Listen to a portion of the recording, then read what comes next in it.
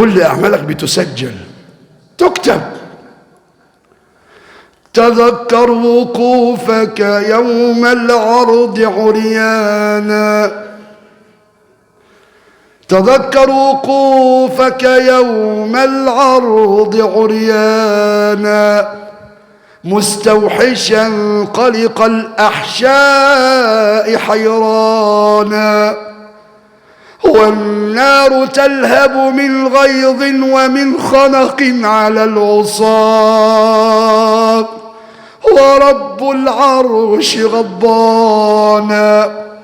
اقرأ اقرأ كتابك يا عبد على مهل.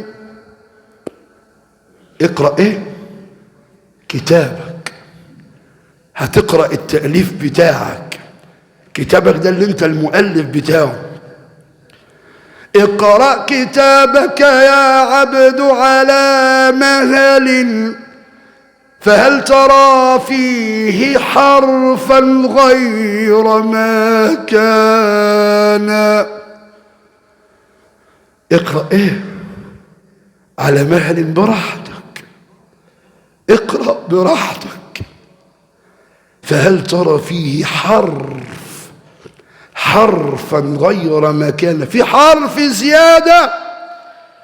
يقول الله تبارك وتعالى لك: أظلمك كتبت الحافظون.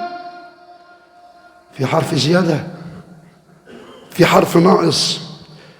اقرأ كتابك يا عبد على مهل، فهل ترى فيه حرفا غير ما كان. فلما قرأت ولم تنكر قراءته، وأقررت إقرار من عرف الأشياء عرفانا، نادى الجليل، نادى الجليل، نادى الجليل: خذوه يا ملائكتي وامضوا بعبد عصى للنار عطشانا، المشركون غدا في النار يلتهبوا، والموحدون بدار الخلد سكانا. اللهم اجعلنا من الموحدين يا رب. اتهم نفسك.